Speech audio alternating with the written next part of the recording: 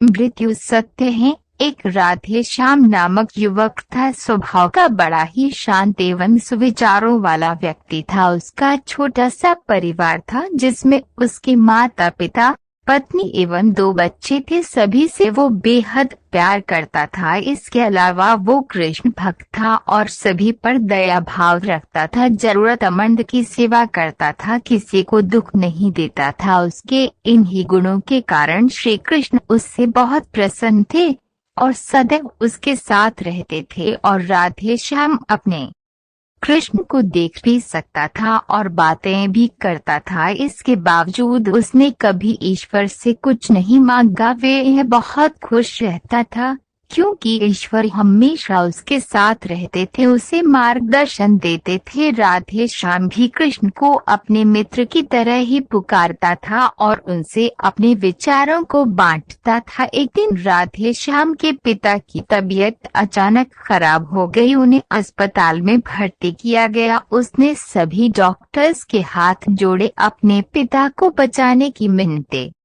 की, लेकिन सभी ने उससे कहा कि वो ज्यादा उम्मीद नहीं दे सकते और सभी ने उसे भगवान पर भरोसा रखने को कहा। तभी राधे श्याम को कृष्ण का ख्याल आया और उसने अपने कृष्ण को पुकारा। कृष्ण दौड़े चले आए। राधे श्याम ने कहा, मित्र तुम तो भगवान हो, मेरे पिता को बचा लो। कृष्ण ने कहा, मित्र ये मेरे हाथों में नहीं है, अगर मृत्यु का समय होगा तो होना तय है। इस पर राधे श्याम नाराज हो गया और कृष्ण से लड़ने लगा।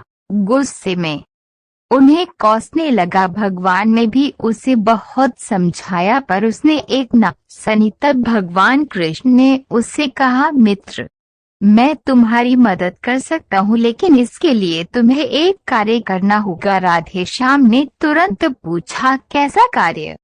कृष्ण ने कहा, तुम्हें किसी एक घर से मुट्ठी भर ज्वार लानी होगी और ध्यान रखना होगा कि उस परिवार में कभी किसी की मृत्यु न हुई हो। राधे श्याम झट से हाँ बोलकर तलाश में निकल गया। उसने कई दरवाजे खटखटाए। हर घर में ज्वार तो होती, लेकिन ऐसा कोई नहीं होता जिनके परिवार में किसी की मृत्यु ना हुई हो। किसी का पिता, किसी का दादा, किसी का भाई, माँ, काकी या बहन। 2 दिन तक भटकने के बाद भी राधे श्याम को ऐसा एक भी घर नहीं मिला। तब उसे इस बात का एहसास हुआ कि मृत्यु एक अचल सत्य है। इसका सामना सभी को करना होता है, इससे कोई नहीं भाग सकता। और वो अपने व्यवहार के लिए कृष्ण से क्षमा मांगता है और निर्णय लेता है जब तक उसके पिता जीवित हैं उनकी सेवा करेगा। थोड़े दिनों बाद राधे श्याम के पिता स्वर्ग सिधार जाते हैं। उसे दुख तो होता है, लेकिन ईश्वर की दी उस सीख के कारण उसका मन शांत रहता है। दोस्तों, इसी प्रकार हम सभी को इस सच को स्वीकार करना चाहिए कि मृत्यु एक अचल सत्य है। उसे नकारना मूर्खता है। दुख होता है, लेकिन उसमें फंस जाना गलत है, क्योंकि केवल आप ही